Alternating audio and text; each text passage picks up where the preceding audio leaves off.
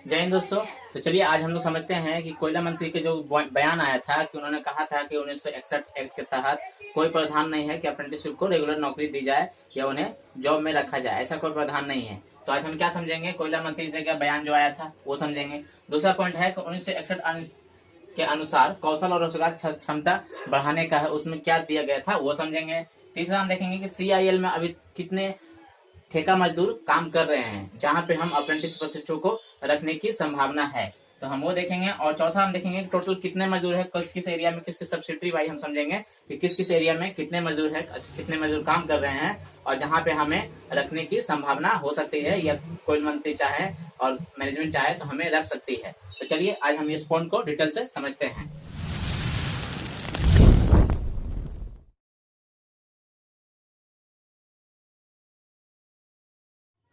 तो फ्रेंड्स अब हम समझते हैं इन बातों की जानकारी को। सबसे पहला पॉइंट है कि कोयला मंत्री जी ने अभी हाल ही फिलहाल में बयान दिया था जिसमें बहुत से लड़कों को डाउट हो रहा है कि कोयला मंत्री ने डायरेक्ट मना कर दिया है कि रोजगार देने का कोई प्रावधान नहीं है, 1961 के रूल के अनुसार कोई जॉब देने का प्रावधान नहीं है। तो इसमें बहुत से लड़कों को डाउट हो रहा है कि क्या उन्हें जॉब मिलेगी या नहीं मिलेगी, हमारी जो मांग है संविदा में हमें रखा जाए वो हमें मिलेगी कि नहीं मिलेगी। तो सबसे पहली बात मैं आपको बताता हूँ कि कोयला मंत्री जी जो बयान दिया था उन्होंने रेगुलराइज पे बयान दिया था, ना कि संविदा पे। उनसे विशाल चौहान ने, मैंने एक पिछली वीडियो में बताया था आपको, विशाल चौहान ने अर्जी डाली है राज्यसभा में, तो आप उस वीडियो का लिंक डिस्क्रिप्शन में दे दूंगा, आप उसको जाके देख लें। उसमें उन्होंने अर्जी डाली थी और कोयला मंत्री से जवाब मांगा था कि आपने जो प्रशिक्षुओं को रोजगार ये ट्रेनिंग करा रहे हैं इनके रोजगार के लिए आपने क्या किया है और अगर नहीं किया है तो आगे क्या कर रहे हैं या आपका कोई प्लानिंग है तो उसकी जानकारी हमें डिटेल्स दें। तो उस विषय में कोयला मंत्री जी का बयान आया था। उन्होंने कहा था कि 1961 अधिनियम जो बना गया था वो कौशल विकास के लिए बना गया था, जिसमें कि प्रशिक्षु उसमें ट्रेनिंग कर ले कोल इंडिया में और अपने कौशल विकास को और इंक्रीज कर ले और रोजगार कहीं और, ऐसा ना है कि आप कोल इंडिया में ही या CIL में ही आपको जॉब दिया जाएगा।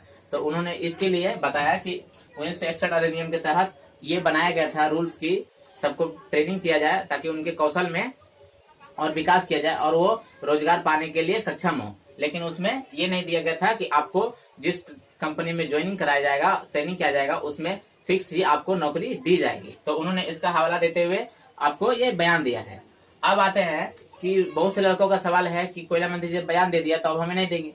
तो हमारी मांग कोल इंडिया में रेगुलरिटी की अभी हमने मांग नहीं की है, वो विशाल चौहान जी ने संशोधन एक्ट के लिए किया था तो लेकिन हम लोगों ने जो अभी BCCL में आंदोलन किया है या SACL ACL और भी जहां जहां आंदोलन स्ट्राइक चल रहे हैं वहां पे हम लोगों ने रेगुलरिटी की मांग नहीं की है, हम लोग सरकारी जॉब की मांग नहीं की है। हम लोगों ने बोला है कि हमें प्रशिक्षण किया गया है तो हमें ट्रेनिंग दिया गया है तो हम रोजगार के लिए कहाँ जाएं। हमने अपने कौशल विकास कर लिया, हमने अपना स्किल ट्रेनिंग को बढ़ा लिया, हम डबल स्किल हो गए, फिर हम बेरोजगार हैं, अब हम कहाँ जाएं। दूसरे कंपनी के पास जाते हैं तो वो हमें ये बोलते हैं कि आपने माइनिंग क्षेत्र में ट्रेनिंग की है तो माइनिंग क्षेत्र का हमारे पास जॉब नहीं है तो आपको कोल इंडिया ही देगी। तो इसके विषय में हम लोगों ने मांगा है कि आपके जो आउटसोर्सिंग में जो आपने ठेका मजदूर को काम करा रहे हैं, जो आप उनको मिनिमम वेजेज देते हैं, जो मिनिमम वेजेज है 1059 रुपीज अभी का है और 11वां वेतन लागू हो जाएगा तो उसमें कुछ बढ़ोतरी होगी, जो मैंने पिछली वीडियो में बताया था, जो लिंक दूंगा मैं, आप उसमें जाके देख सकते हैं। तो इतना मिनिमम वेजेज है। तो हमारा मांग यही है कि हमें ठेका मजदूर जो रखा जा रहा है वहां पर रखा जाए, लेकिन हम ठेकेदार के अंदर ना होकर हमें कोल इंडिया की तरफ से रखा जाए। हमने जिस भी सब्सिडी से ट्रेनिंग की है उस सब्सिडी से रखा जाए। जैसे BCCL में हमारा बात हुआ, हम लोगों ने अभी देखे स्ट्राइक किए सभी लड़कों ने, तो उसमें क्या मानता हुआ कि हमें ठेका मजदूर से वो बात करके रखेंगे तो जितने ठेकेदार है उनसे बात करें, लेकिन हमें पेमेंट का हमारा जो मांगे कि हमें पेमेंट BCCL दे, क्योंकि ठेकेदार के पास जाने से पास क्या होता है वो हमारे पेमेंट को रख लेते हैं और हमारा लगभग 30% 40% ही पेमेंट देते हैं, बाकी सारा पेमेंट रख लेते हैं, जबकि कोल इंडिया की तरफ से वो पेमेंट पूरा लेते हैं। तो हमारा मांग वही था कि हमें कोल इंडिया तरफ से जितना पेमेंट मिनिमम वेजेज जो आ रहा है वो हमें पूरा दिया जाए, बस हमारा ये मांग है। हमने ठेका मजदूर की जगह पे ही काम करेंगे, हमने ये भी बोला है कि हम कहीं भी भेज दीजिए हम काम करेंगे, लेकिन हमें जो पेमेंट है वो BCCL दे। और प्लस दूसरा बात हम लोगों ने ये मांगा था कि हमें एक फिक्स दे दीजिए कि हमें ये ना हो कि आज ये कंपनी है, ये कंपनी चली जाएगी तो हम फिर बेरोजगार हो जाएंगे। तो हमें एक एग्रीमेंट दे दीजिए या फिर हमें एक लिखित दे दीजिए कि आपको अगर ये कंपनी चल जाएगी तो दूसरे कंपनी में आपको रखा जाए। हम लोगों ने ये मांगा है। इस बात पे प्रहलाद जोशी का, हमारे जो तत्काल कोयला मंत्री है प्रहलाद जोशी का, उनका कोई बयान नहीं आया। चलिए आगे समझते हैं कि हमें रखने के लिए किस किस सब्सिडी में कहाँ कितने कितने ठेका मजदूर अभी काम कर रहे हैं, जिनके स्थान पे हमें रखा जाए, क्योंकि जिन्हें काम में रखा गया है वो स्किल्ड नहीं है, और बल्कि जितने भी आप लोगों ने देखा है कि और भी खदानें बढ़ रही है, तो वहां पे अब जो ठेका मजदूर रखा जाए उनके जगह पे हम लोगों को रखा जाए। हम लोगों का ये मांग था कि उनको रख रहे हैं, आप हमें रखिए, पेमेंट आप ठेकेदार के थ्रू दे रहे, आप खुद हमें दे दीजिए। बस हमारी मांग है, हमने कोई सरकारी जॉब की मांग नहीं की है। तो आप लोग ये नहीं डरे कि कोयला मंत्री जी ने बयान दे दिया है तो अब कुछ नहीं होगा, ऐसा कुछ नहीं होने वाला। उन्होंने अलग मैटर में बयान दिया है और हम लोगों की मांग अलग है। तो आप समझते हैं हम लोग किस किस सब्सिडी में कितने कितने ठेका मजदूर काम कर रहे हैं। तो देखिए ये जो रिपोर्ट है वो 1 जुलाई 2022 तक का रिपोर्ट है, जो मीडिया के हवाले से मुझे खबर मिली है, मैंने देखा है और सर्च निकाला है, और इसमें मैं आपको बता रहा हूँ 1 जुलाई 2022 तक किस किस सब्सिडी में कहाँ कितने मजदूर है। तो आप देख सकते हैं कि ईसीएल में 7,045 ठेका मजदूर अभी काम कर रहे हैं, किस सब्सिडी में, ईसीएल में। दूसरा आप देखेंगे कि बीसीसीएल, जहां हम लोगों ने स्ट्राइक किया, यहाँ पे दिया जा रहा है 6,110 ठेका मजदूर काम कर रहे हैं। ये रिकॉर्ड के अनुसार है, हो सकता है इससे ज्यादा हो कम हो, ये मैं नहीं बता सकता, लेकिन रिकॉर्ड के अनुसार जो मुझे जानकारी मिली है मैं वो बता रहा हूँ। हालांकि ये रिकॉर्ड सही है गलत है ये तो कोल इंडिया की तरफ से ही बताया जा सकता है, उन्होंने जो दिया है मीडिया को, मीडिया के हवाले से मुझे मिले, मैं आपको बता रहा हूँ, ये जानकारी का अनुसार है। तीसरा है सीसीएल में 6,461 ठेका मजदूर काम कर रहे हैं। चौथा आप देखेंगे डब्ल्यूसीएल, उसमें 11,107, यहाँ ध्यान दीजिए कि इसमें 11,107 मजदूर काम कर रहे हैं। पांचवा आप देखेंगे कि एसईसीएल में 14,912 ठेका मजदूर अभी काम कर रहे हैं, यानी सरकारी नहीं, ये ठेका मजदूर पे काम कर रहे हैं। नेक्स्ट देखेंगे एमसीएल में 21,590, 21,590 मजदूर ठेका मजदूर वो काम कर रहे हैं आउटसोर्सिंग में, खदानों में, अलग अलग सब जगह पे।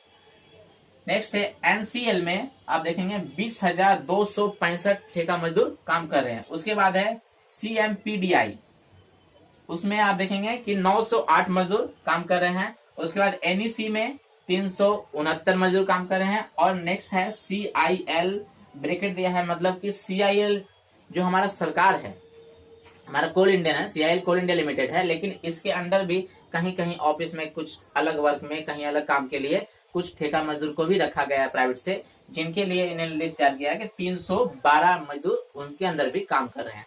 तो अब जब इन टोटल का योग करेंगे तो हम देखते हैं कि 89,079 ठेका मजदूर काम कर रहे हैं सीआईएल के अंदर। यानी ये कब तक का रिपोर्ट है, 1 जुलाई 2022 तक का। 1 जुलाई 2022 तक आप देखेंगे कि 89,079 ठेका मजदूर काम कर रहे हैं, ये रिकॉर्ड के अनुसार है। आप ये जान रहे हैं कि रिकॉर्ड में और रियलिटी में काफी डिफरेंट भी हो सकता है, ऐसा नहीं है, क्योंकि वहां डेली मजदूर आ रहे हैं जा रहे हैं, तो इसमें डिफरेंट हो सकता है। ये तो रिकॉर्ड के अनुसार इन्होंने दर्शाया है कि इनके पास 89,079 मजदूर ठेका मजदूर काम कर रहे हैं। तो हमारी मांग यही है कि आपने 89,000 मजदूरों को काम करा रहा है ठेकेदार के अनुसार, कोल इंडिया तरफ से हर सब्सिडी में काम कराया जा रहा है। तो उनकी जगह पे अगर हमें लिया जाए तो हम उनसे अच्छा बेटर काम करेंगे। जितने भी कोल इंडिया के सब्सिडी में जितने भी अप्रेंटिस प्रशिक्षु ट्रेनिंग कर रहे हैं, ये आईटीआई भी किए हैं और ट्रेनिंग भी कर चुके हैं, तो ये डबल स्किल हो गए हैं, तो ये है कि काम करेंगे। तो हमारी मांग यही थी कि अब जो आप हमें ले रहे हैं तो इनके जगह पे आप हमें भी शामिल करें, हम भी काम कर, आप हमारे काम को भी देखें। बस हमारा मांग क्या था कि आप हमें पेमेंट जो ठेकेदार के थ्रू दे रहे हैं वो हमें दे रहे हैं, बस हमारा इसीलिए हम लोगों ने आंदोलन किया। और हम लोगों ने डबल स्किल है तो हमारा मांग भी जायज है, इसके लिए कोई दो राय नहीं है। और बात रहा बयान का, तो बयान का अलग मैटर है, ये हम लोग अलग मैटर है। तो आप लोग ये टेंशन ना लें कि इस मैटर में कि कोयला मंत्री प्रहलाद जोशी ने, हमारे तत्काल प्रधान जो है कोयला मंत्री, उन्होंने बयान दे दिया कि कुछ नहीं होगा तो अब हमें नहीं मिलेगा, ऐसा नहीं है। हम लोगों ने रेगुलाइज का मांग किया नहीं है अभी तक, एक बार भी हमने रेगुलाइज का मांग नहीं किया। हम लोगों ने संविदा पे मांग किया है, संविदा पे मांग किया है, तो संविदा पे हमें देने का प्रावधान वो बना सकते हैं। प्लस दूसरी बात क्या है कि ये संविदा पे जो हमें मांग के लिए है, ये नॉर्मल चेयरमैन से बात करके या फिर सीएमडी साहब के भी पावर में आते हैं कुछ वो भी दे सकते हैं। इसके लिए प्रहलाद जोशी के पास जाने के लिए जरूरत नहीं है। हमारे कोयला मंत्री उनके पास कब जाएंगे, जब हमें रेगुलाइज की मांग रहती है तो उनके पास जाते हैं। तो हम सरकार से, यहाँ तो हमारे सीएमडी का पावर, वो अभी आप लोगों ने सुना है हाल फिलहाल में कि 246 बीसीसीएल के अंदर में कहीं भी किसी खदान से 246 मजदूर को निकाल दिया गया था। तो आप लोगों ने देखा कि फिर खबर भी आई है कि मीटिंग हुआ, वो मजदूर के यूनियन जो लीडर है वो लोग गए हैं, वो मीटिंग हुआ, उन्होंने बोला कि 15 अगस्त से पहले उन लोगों की समस्या का हल किया जा सकता है। 246 को रखा गया। तो हम लोगों ने भी तो बोला गया था कि आप लोगों को दिया जाएगा, 15 अगस्त का जवाब दिया था कि 15 अगस्त तक बात करके, तो हम लोग की भी ज्यादा कोई संख्या है नहीं। फिलहाल बोला गया था, उन्होंने भी बताया था कि फिलहाल सब्सिडी में जितने भी है, आप लोग जितने धरना कर रहे हैं उन लोगों को फिलहाल तत्काल दिया जाएगा। तो ज्यादा कोई है नहीं, वो चाहे तो दे सकते हैं। हाँ, बात यह है कि बाद में अगर मैनेजमेंट पलट जाए तो उनकी अलग बात है, इसलिए हमें लगातार कोशिश करते रहना है। और 15 अगस्त नजदीक आ चुका है, तो इसके बाद हमें कोशिश करना है और जॉब लेकर रहना है। ये नहीं कि हमें ढीला पड़ जाना है कि पहला जो सीजन का दिया तो हमें नहीं मिलेगा। इसी तरह का नेक्स्ट वीडियो में मैं आपको कुछ और जानकारी दूंगा। अभी JBCCI का 11वां वेतन का भी मीटिंग हुआ है, उसकी भी जानकारी मैं लेके आपको डिटेल्स बताऊंगा, क्योंकि इसमें अभी कोई खबर नहीं आया है। और आगे भी जो खबर आने वाली है मैं उसकी जानकारी देते रहूंगा।